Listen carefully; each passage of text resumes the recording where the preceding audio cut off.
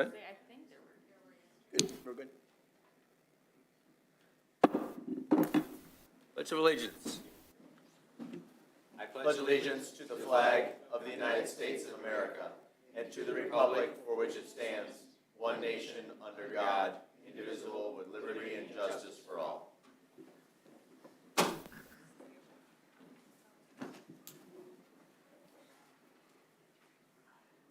Good evening. Will the clerk please call the roll? Chairperson Carroll, Here.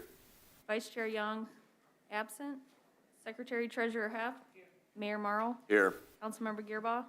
Staff Rep Cole. Commissioner Beardsley, Here. Commissioner Fosdick, Here. and Commissioner Troika. Here.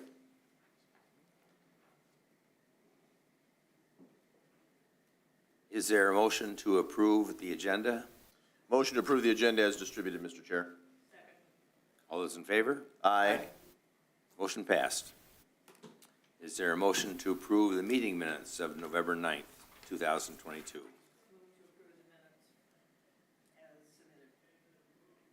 there a second? Second. All those in favor? Aye. Motion passes. Under the Open Meetings Act, any citizen may come forward at this time and make comments. Persons requested but not required to state their name and address for the record. Comments will be limited to 3 minutes per person. Is there any public comment? Moving on. The first application is from John Abo of Attitude Wellness LLC for special land use in the SPA1 district from Appendix A, Article 11A, Section 11A, 04, parentheses 1, for a medical marijuana provisioning center, and a preliminary site plan developing 1.68 acres within the lot, constructing a 2,359 square foot building, creating 32 parking places, and 21,840 square feet of parking area at 1080 East Michigan, Saline, parcel 18-12-31-470-020. We have a memo to the effect from Mr. Harrington. Yes, if I can move it from here, my goal would be to not have to stand, but it does not appear that that will work for me today. Oh, I don't know, I have it on then. It's on.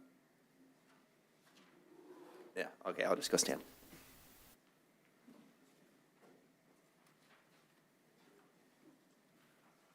One day. What? It was working early. It's just my luck. I'm telling you guys, I can't ever get the tech to work in this room. All right, well, it saved itself really good. See, my luck is for that to catch itself, but for the clicker not to work. Okay, so it is 1080 East Michigan Avenue. The action item is 22-35. Please forgive the typo. Ben, can you go back a slide? It's a special land use for a medical marijuana provisioning center, as well as a preliminary site plan. Although it's an LLC, the overlying client is Loom, as I'm sure you saw from the elevations. Next slide. So it's the south side of East Michigan Avenue. It's in the Sauk Trails Industrial Park. It already went through the covenants committee that's associated with that. The city is the manager of those covenants. It's directly across Michigan Avenue from the first SIA plant, and it is zoned SPA 1. So the request is a special land use for a medical marijuana provisioning center. Please forgive the typo again.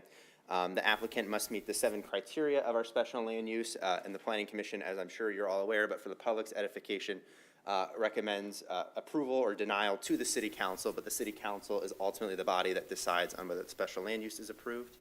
It's also a preliminary site plan where the Planning Commission approves or denies or approves with conditions, a very preliminary concept based on bulk zoning, general aesthetic, general feel for the area. If approved, the applicant must make changes on their final site plan and onto the site for it to come back for the final site plan.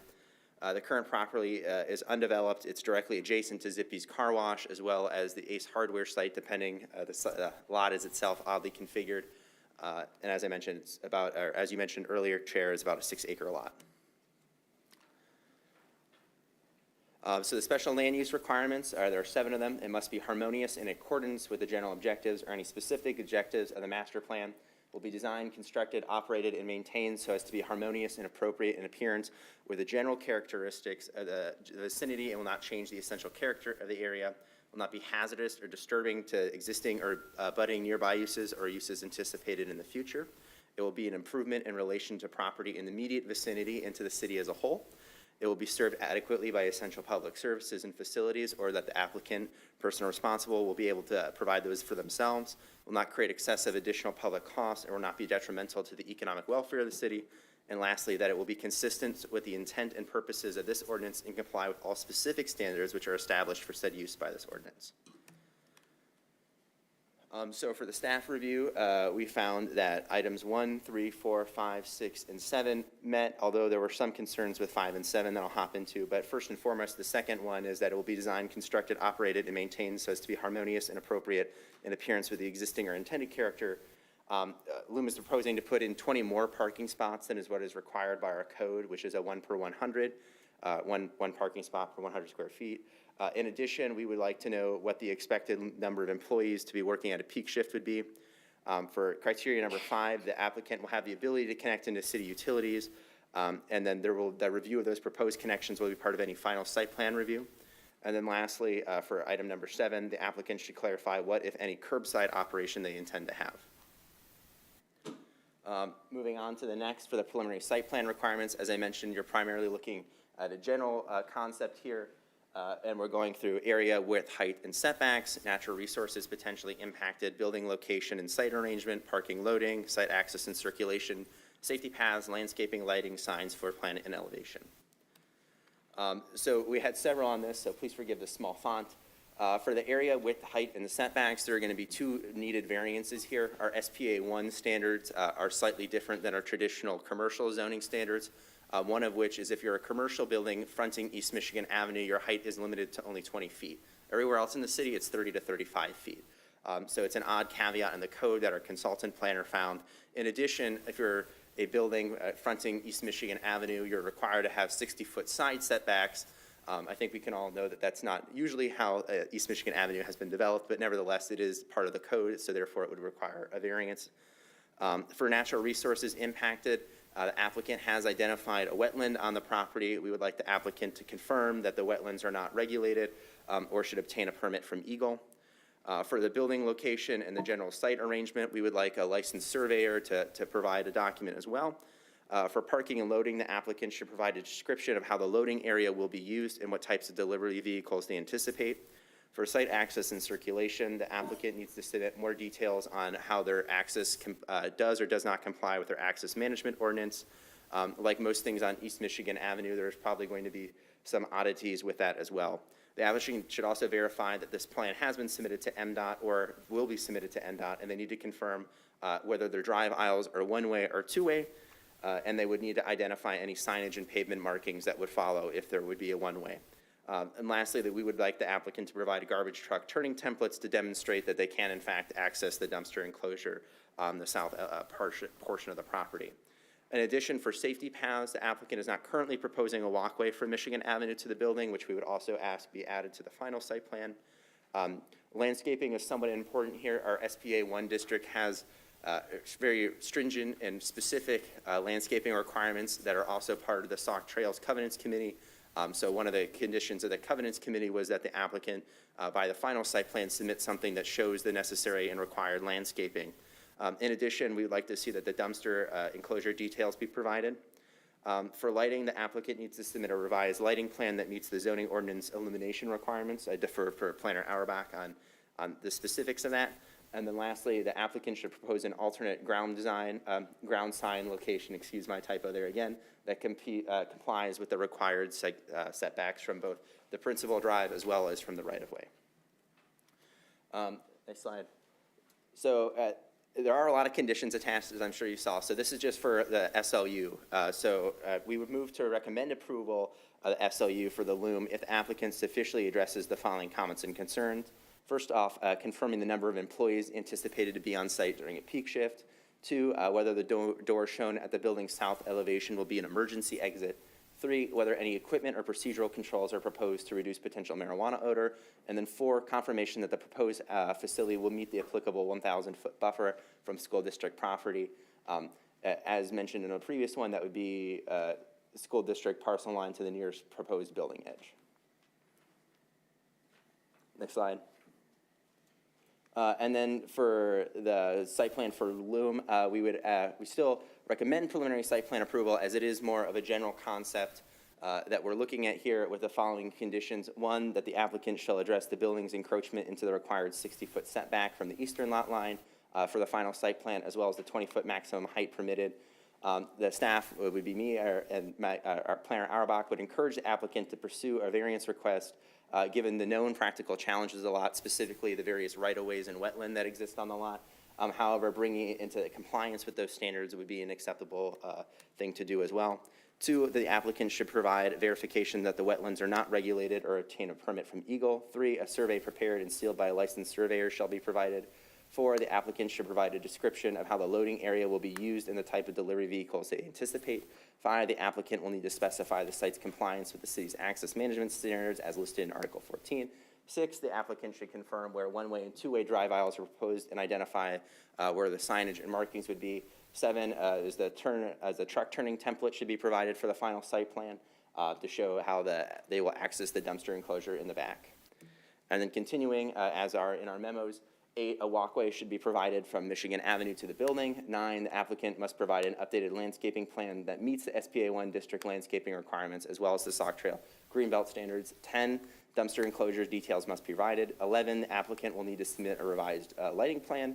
12, the applicant should propose an alternate ground sign location.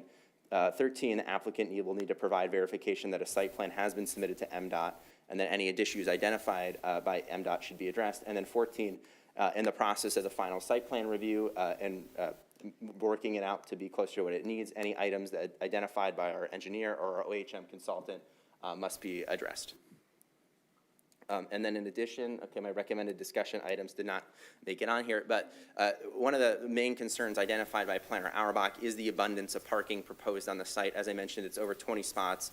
It is 20 spots greater than is required. So one consideration of the Planning Commission should be, is this something that we're okay with? How much parking is reasonable? Is it in fact too much parking and too much impervious surfaces for this lot? And then in addition, how does the Planning Commission feel about the curbside pickup that is being proposed on the site? Is this something that they're comfortable with, or would you like to chat with the applicant about other accommodations that could potentially be made? Thank you.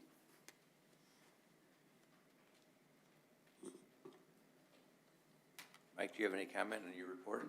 Sure, thank you. Just to, I think Mr. Harrington covered the bulk of it. Just to clarify a few items.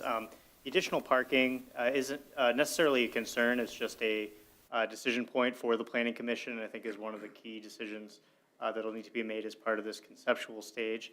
Again, more parking spaces than what would otherwise be required are being proposed. The question is, is there an adequate need demonstrated for that additional parking, and are there any detriments that would result from that additional impervious surface if it were allowed? And again, as Ben mentioned, the SPA1 district allows for drive-through facilities, or excuse me, prohibits drive-through facilities except for those that are customarily incidental to the permitted principal uses and structures located on the same site. So that says as specific as the ordinance gets about a curbside pickup. So again, we would recommend the applicant provide just a little more information about what that activity involves and also how vehicles will circulate the site given that intended component of their business. Sorry, and one more thing, since Mr. Harrington mentioned that the requirement for commercial lighting is a maximum of 1 foot candle at the property line. I believe there was just one area to the northeast of the site where it exceeded that. Thank you. Are there any questions? Actually, I have a question. No, I was just letting you know that Mr. Beardsley does, but go ahead, Mr. Chair. Mr. Beardsley. Probably a real simple question and that I should know the answer to, but on the agenda item, it refers to a 2,359 square foot building, but the memo and all your calculations are 1,810 square feet. So Is there just something there I'm not getting? The building, I believe, is the 1,810 square feet. I think so, according to the plan. So, That was on the agenda. That would be my error then. okay, great. So it'll be a revised motion then. Yeah. Yeah, I didn't want that to get tripped up. Okay, thank you. I had a question. Approximately how large is the wetlands in acreage, square feet, whatever, approximately? I believe that was included in the site plan. And I believe the applicant has an updated estimate of that since the submittal of this preliminary site plan. I believe it's about, in its totality, I think with the wetlands and the right-of-way, which I think is the larger issue here too, it's about a little over 3 acres of the lot itself is delineated by wetland and/or city-owned right-of-way or other utility easements. Thank you. Mr. Chair, I have a question. On the site plan, it shows Sauk Trail Court, public right-of-way, and there's nothing there at the moment, is there? No, that is correct. So that is right-of-way that is owned by the city, and in theory, it was meant to become the Sauk Trail Court. However, the property immediately to the east has a retention pond in that area, or a detention pond. I don't know if it's retention or detention. Nevertheless, no, that road does not currently exist, although that is city-owned right-of-way. So the applicant is only expressing what the city expressed to the applicant. So I would like to make that clear. It's not a fault of the applicant, but it is a point of consideration for the city going forward. Okay, and to be clear, this applicant isn't planning to do anything within that city-owned right-of-way? Correct. And one other question, you commented on drive-through and curbside pickup. To be clear, they're just proposing curbside pickup? There's no drive-through? That would be, the specifics would be something the applicant will need to clarify. Okay, thank you. Question? Another question? This meeting is a special meeting. Is there some sort of timing situation that we should be aware of? Because I see just a ton of conditions here, more than we normally would see, and putting that together with the special meeting, wondering how we got here. Right, so there are a variety of factors. So the lot is currently owned by the city, and the city is actively trying to sell a lot, but that is not the primary reason for the special meeting. It was mainly to get the applicant to be heard sooner, as all applicants wanted to be heard sooner, and in anticipation that we would potentially have other applicants or other folks who were postponed or tabled from previous meetings who would need to be addressed at this one. Coincidentally, as it worked out at the last Planning Commission meeting last week, that we managed to get through all those cases and not further postpone any of them. But the genesis of this meeting was to have one as a fail-safe, so we didn't have to make folks wait until December, and then having a second meeting in December is a lot harder than having a second meeting in November. So those were the factors and considerations, although I can understand the animosity if you're upset that you're hearing 2 cases this evening. I apologize that it worked out that way. No worries. Just didn't know if there was some other external influence on that. Last question, Mr. Harrington. You cited the unusual nature of this lot and the fact that in the SPA district, maybe that code is just a little more restrictive than normal. And strictly applied, this property would be held to a standard that maybe its neighbors haven't been. Do you have a sense of maybe what setbacks the neighbors and building heights the neighbors are in the area, so that we know we're dealing with something that is really common or something that is really unusual? I'm not exactly sure of the commercial property 2 over where the Ace Hardware location is. I'm not sure of the height or of any variances that they may have potentially received. Eyeballing an aerial, though, I can tell you that the hotel, for example, is not meeting the 60-foot required setback. I have yet to really dig in to find out if that was given a specific variance, if that was something that was discussed under the Sauk Trails Covenants Committee, or how that came to be. But there does seem to be a discrepancy there. I'll also note that the SPA code was written in 1981, and I don't believe has had much modification since its inception. But a 60-foot side setback is incredibly, it's almost unheard of. I mean, you might see that from a front or a rear, but a 60-foot side setback is definitely a difficult standard to meet for any applicant. In addition, it is somewhat peculiar that our commercial buildings fronting East Michigan Avenue can only be 20 feet. I mean, that's also an oddity, and I think speaks to maybe when the code was written in 1981, expecting far more industrial development than ultimately occurred, where it's now become a primary commercial corridor for the city, and is in fact slated to be a commercial corridor in our future land use map. Thank you. Any other questions? there are no additional questions, Mr. Chairman, I move to acknowledge receipt of the memos dated November 10th and November 4th. Second? It's been moved and seconded. All those in favor? Aye. Motion passes. Would the applicant like to speak? Thank you very much. Matt Burberry, Construction Facilities Manager for Loom. Scott Peruski with PEA Group. So happy to answer any questions that you may have. I know there are a few line items that need to be discussed, and between the two of us, I think we can clear anything up for you. Why so much parking?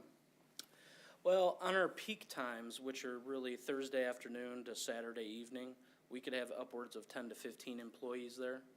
There are 5 parking spots in the back near the loading zone, adjacent to that loading zone, that would be dedicated for curbside.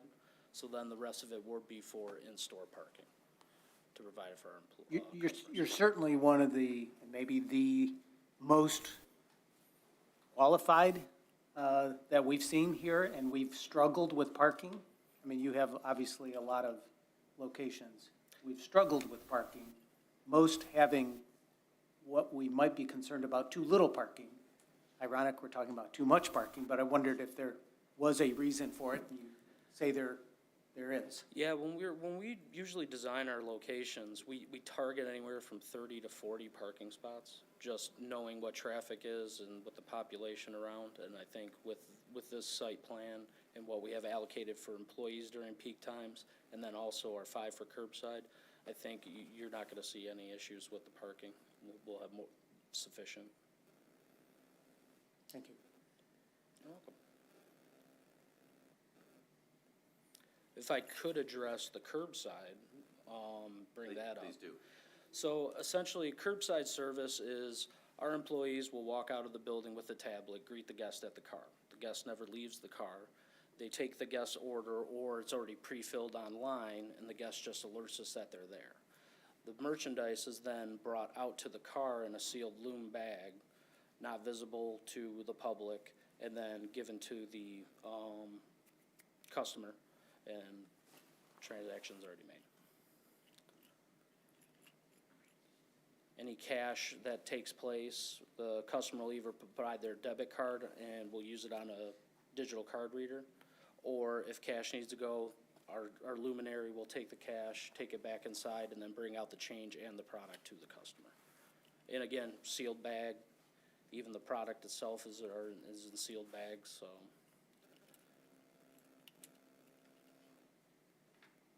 Any questions? How do they inform you that they're on site? And what about stacking up of cars while others are waiting? And what percentage of your clientele tends to use that? If you have this at other, Truthfully, curbside is only, and I could be misspeaking, I believe 5 to 8% of our business. Rest of the customers prefer to actually come in, do the consult, and then look at the various products. So with the 5 spots, we've found that it's very sufficient for operations, and stacking up hasn't really been an issue at our 30 locations with the curbside.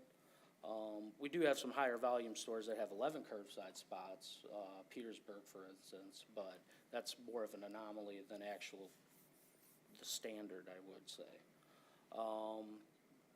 Did I miss part of your question? how do they inform you when they're on site? Oh, I apologize. We're trying to improve operations as we go, being a new business, and really trying to improve efficiency. So we've done text when arrive, scheduling times when your arrival, and then calling when you arrive. But for the most part, every inch of the perimeter of that building is under surveillance with CCTV on the inside. So if a car does pull up, our luminaries run out to that car and then they check them in. That seems to be the most efficient way of doing it, as opposed to relying on the technology of text to arrival or calling. Mr. Harrington, does that meet any city? Yeah, so I think our code on curbside pickup is somewhat vague. Planner Auerbach is a little bit better versed on the specificity of the language than I am. Right, there's nothing further than the SBA 1 language about drive-throughs that I mentioned. So I think one of the questions is, It doesn't sound, well, two questions would be, which spaces will be designated for curbside pickup? And also, it doesn't sound like then there will necessarily be a stacking lane. But that also, I guess there's the question of confirming whether or not that's the case, and then also how traffic will circulate the site generally, if it will be exclusively one way, if the drives on the west side will allow for two-way traffic, if patrons for curbside will be directed to enter in one lane or the other, et cetera. Yeah, the way I envisioned the site was the west side was gonna be two-way traffic, and then those individuals that pull into curbside in those 5 spots adjacent to the loading zone at the south end of the site would then exit out what looks like a drive-through lane currently. We do not have plans to put drive-through in, but that would be their exit path to get out as opposed to going around back through but near the storefront. And then our employee parking would be those 9 or 12 spots, parallel to the 5 curbside spots.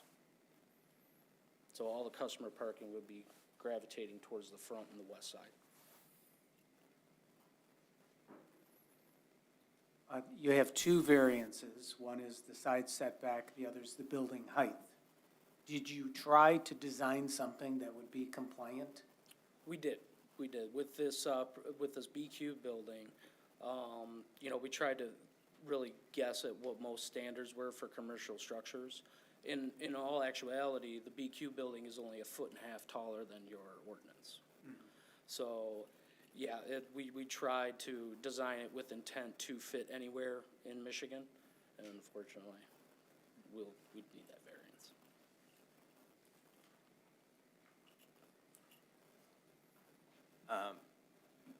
Starbuck, as I recall, the very first applicant who moved into the facility at Mickey's was proposing to have curbside pickup, but there was considerable concern whether this was legal in Saline.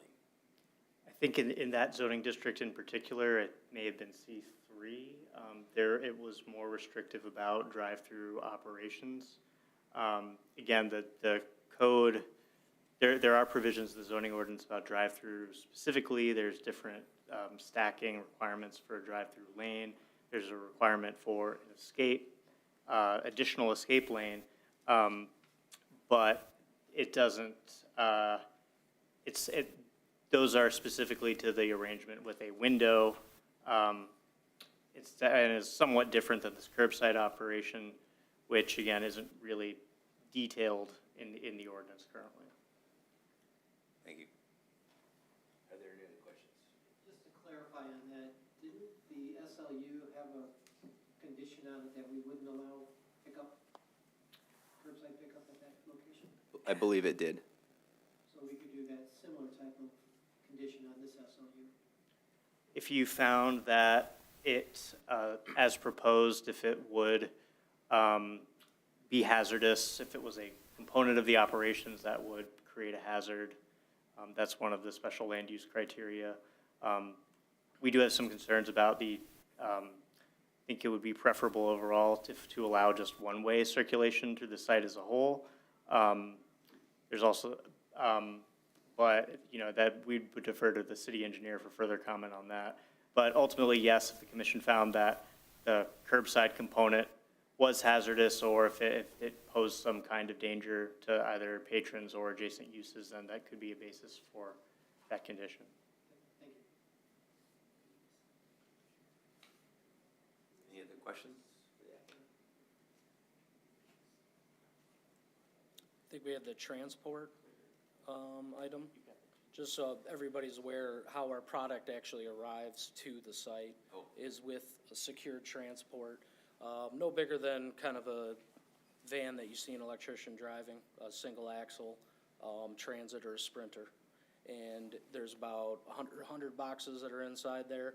They usually pull up just to the back of a building in a parking spot, and then the secure transport individuals bring them into the building, and then there's a metric check-in process. So everything's in boxes, concealed, nothing visible. There were a number of conditions that Mr. Harrington pointed out concern with any of them? No, in talking with Scott, I think we're with the east, is it the east? Yeah, east setback, that we're amendable to that.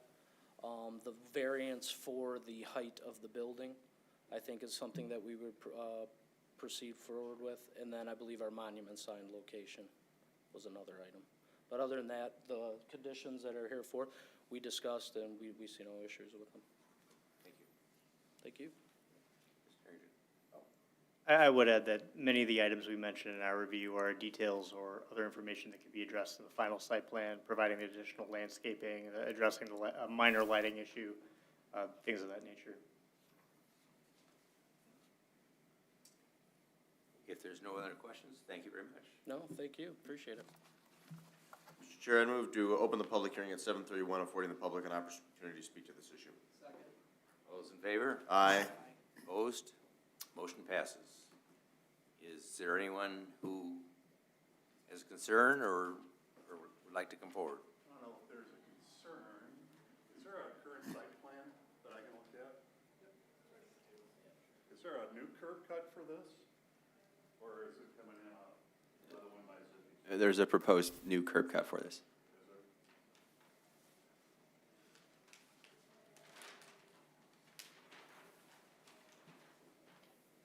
How far back am I going?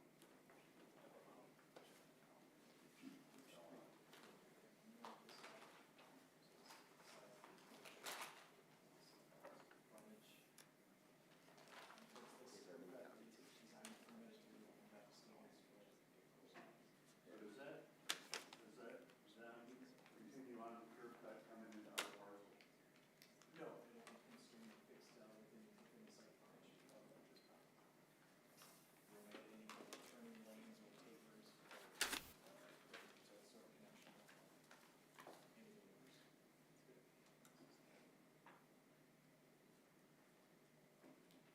Do you have stormwater detention here? Yes, it's to be constructed under the parking lot. Was there a secondary development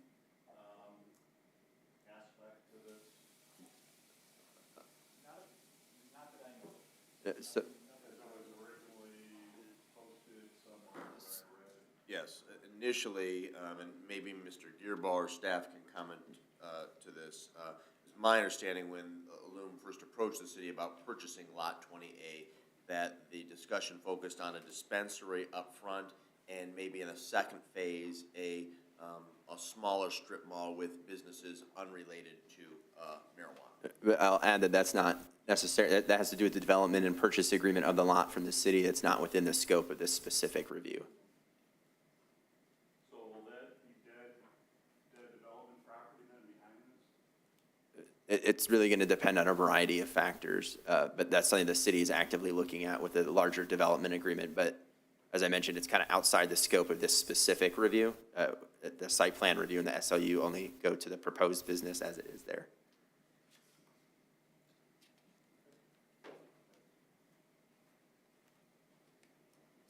Is there any other public comment or question? Move to close the public, oh, no, we got one more.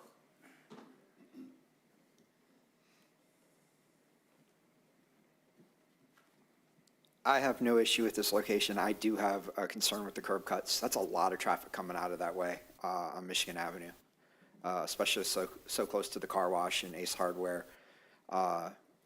People start speeding up there to go past Farisha all the time and leaving. It's the same thing. That's a very dangerous area. I'd like to not have that second exit one way out.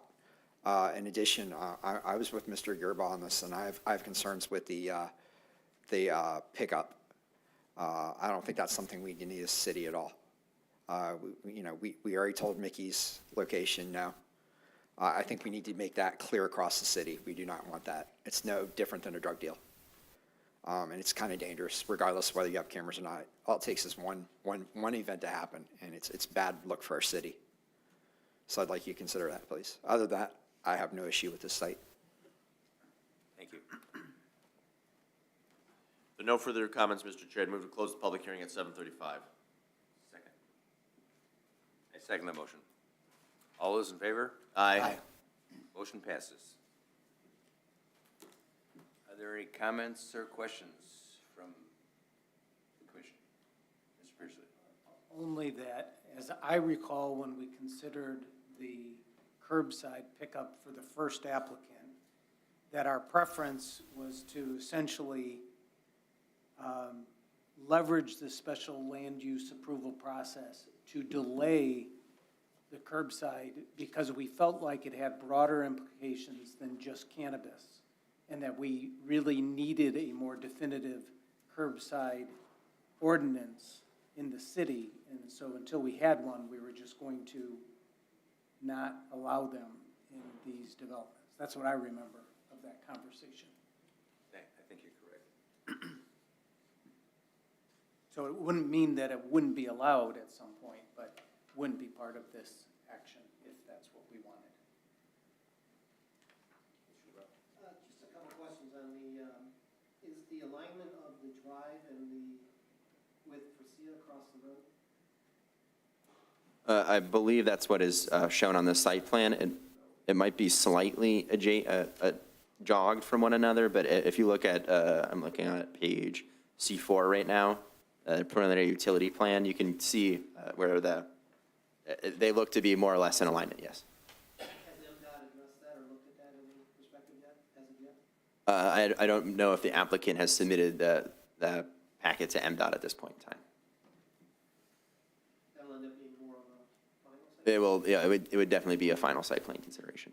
Because, I mean, I do have concerns about being left-hand turns coming out of that, similar to the left-hand turns from the other areas, because even today, you're taking your life in your hands on any of those drives, which in the past, I had proposed that we not have left-hand turns on this Michigan Avenue, but that has not seemed to have been the support of this committee. The other one, all setbacks from Michigan Avenue, though, are currently consistent with what the other buildings are, correct? It is consistent with the SPA1 ordinance, yes. So it does meet that, there's a larger green belt standard in the SPA1 district for that front setback that is far more substantial than in our other districts, and it does in fact meet those, yes. And that's it. The only one other thing I had hoped, but because this property is just focusing on this portion, is the idea of an easement from the shopping center to the west of this property, but until that portion of this property would be developed, I don't believe that's going to be a discussion at this time. Mr. Chair, if I may. Just to follow up on comments that Mr. Gearbaugh just concluded with, and then also those that were raised during the public comment period. I do want to go on the record at this time to state I don't have any objection moving forward with the special land use recommendation to City Council or the approval of the preliminary site plan. I think it meets the criteria for a preliminary site plan, which is largely conceptual. I do want to state emphatically that I hope at some point we can have a focused discussion with the developer, or the petitioner rather, about a potential development in the rear of that property. Because from the city's perspective, selling it, we would like to see the entire parcel utilized, not just the section that abuts Michigan Ave. So I understand Mr. Harrington's comments that were articulated moments ago, that tonight's focus is just on your proposed facility, your proposed dispensary, excuse me, but perhaps at final site plan or at a subsequent meeting, I would like to discuss again the future development of the rear of that property with a commercial space unrelated to a marijuana enterprise. That's all I have. Thank you, Mr. Chair. We've had a couple suggestions. Would anyone like to amend the recommendation to add additional conditions?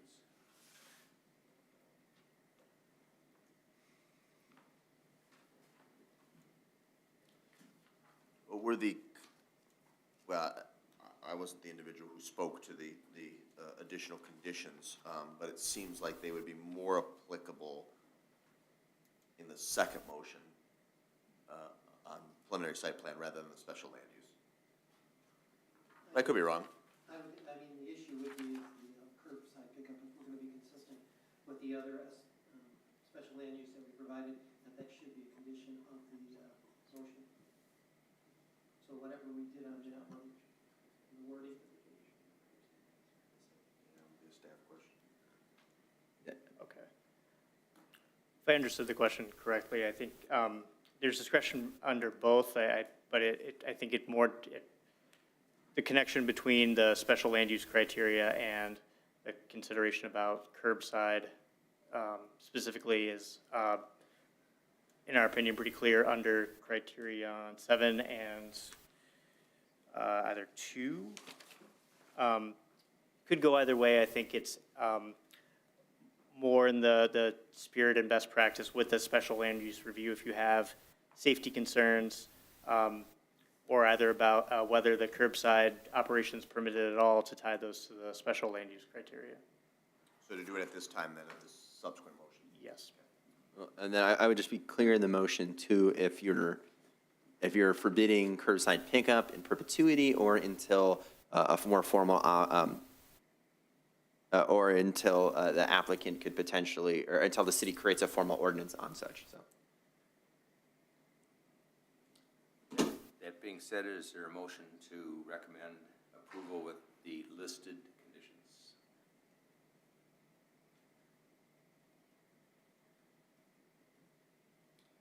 I'm fine with the listed conditions. If there's somebody who wants to add, I would be amenable to additions. But barring that, I would move to approve with the recommended conditions as outlined.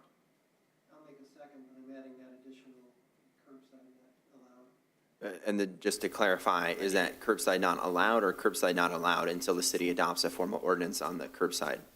That's the issue. I don't know what the language was in the previous one for Mickey's, how that was addressed. I was not here for that, So it wasn't necessarily addressed in the motion. They ended up officially just withdrawing curbside services in the plan, yeah, during that first one. It's an option for the applicant as well, I suppose. I would think that if the condition prohibited for now until otherwise permitted in the ordinance, and the city ultimately came up with ordinance criteria to allow curbside, then the applicant, as any other property owner, could apply, and it would be reviewed at that time. So then I would say curbside not allowed until such ordinances are Sure. Approved. approved by the council, by the city council.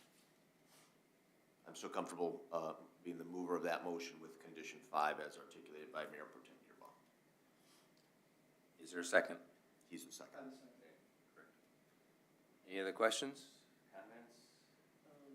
The only thing, we're approving it with the additional parking, but sometimes we've deferred that. I don't know if that would be an idea for us to talk about, but at this point, we've okayed with all that additional parking.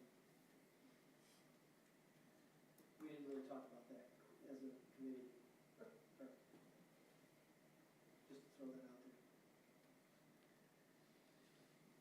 I think with the information, if I can make a suggestion, with the information available now, unless the city engineers offered any major concerns about stormwater management and impervious surface, the applicants indicated that they'll have upwards of 10 or 15 employees on site. It could be a basis to allow the parking, and again, if it doesn't create any stormwater issues, we see no reason not to. We would, given the expense of adding additional parking, we would expect that the applicant's anticipating to need it as part of their business plan. So just a suggestion for consideration.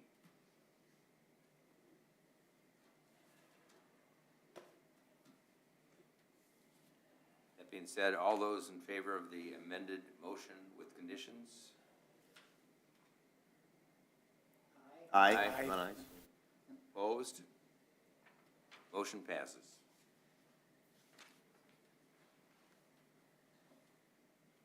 We have a second motion to approve with the conditions, the preliminary site plan, and for this proposal. Any questions for the second motion for the preliminary site plan?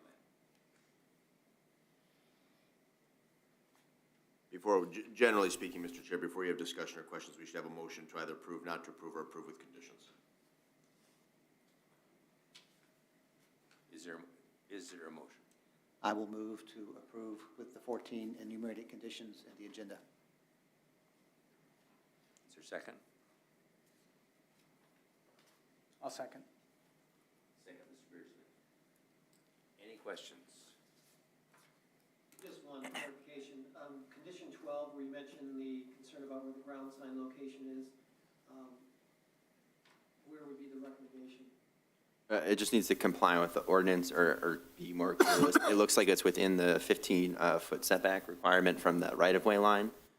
It's very tiny. I actually had to call Planner Auerbach before this meeting and figure out exactly where it was on it.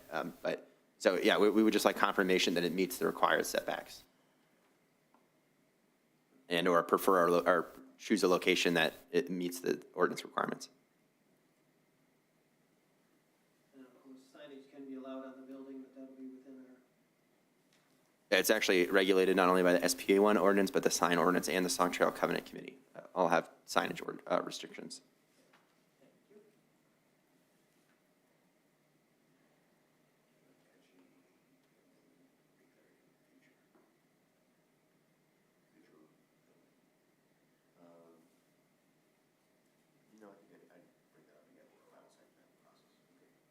Any other questions or comments on the motion? All those in favor? Aye. Opposed? Motion passes.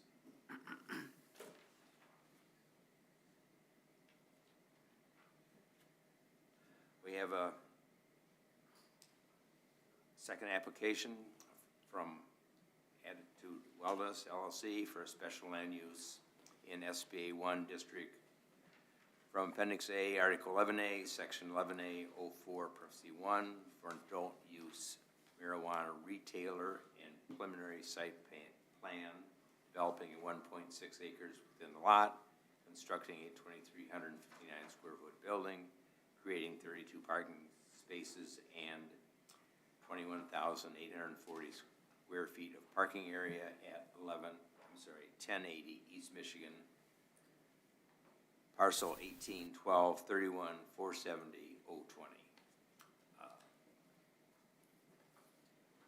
Mr. Harrington. Yeah, so I could give you the same presentation I previously gave you. I don't think anyone in this room wants me to do that again, especially with the technical difficulties I seem to have with this room.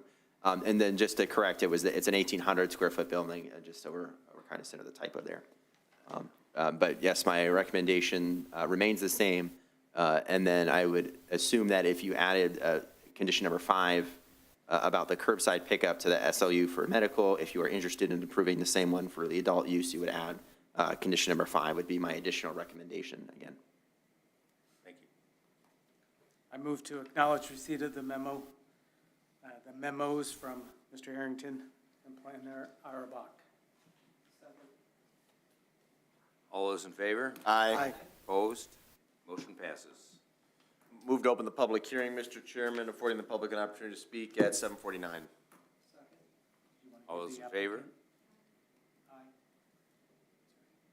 Let's vote on this to do the public hearing, and if the applicant wants to speak, we'll afford him the opportunity to do that subsequent to the public hearing. Go ahead and call the vote, Mr. Chairman. My apologies. I do too.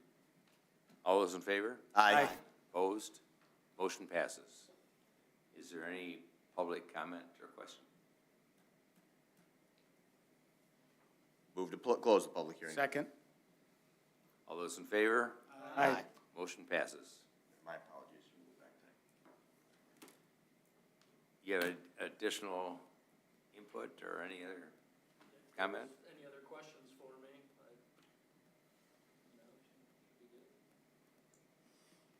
We normally bring this, we're required to bring this up separately because there's one motion for the medical marijuana and one for the retail, so. That's the policy. All right, any comments or questions from the planning? If there are none, Mr. Chair, I'd move to recommend to Saline City Council the special land use application with the conditions numbers 1 through 4 enumerated, and then including the same verbiage that Mr. Gearbaugh had recommended as item 5 in the previous motion for special land use for medical marijuana. Any questions, comments? All those in favor of the motion? Aye. Aye. Opposed? Motion passes. We have a second motion to approve preliminary site plan for the use in marijuana retailer. Is there any? So moved. Thank you. Second? Second, to approve, second. Is that approved with conditions, Mr. Fosdick? Yep, with the conditions, I'm sorry, yes. Any comment? I forgot to mention before, we did meet as a covenant group to review the plan and so forth, and the only other items that we had discussed was compliance with the gateway, design that's required under the SBA 1 zoning. Other than that, there weren't any other issues that were brought up.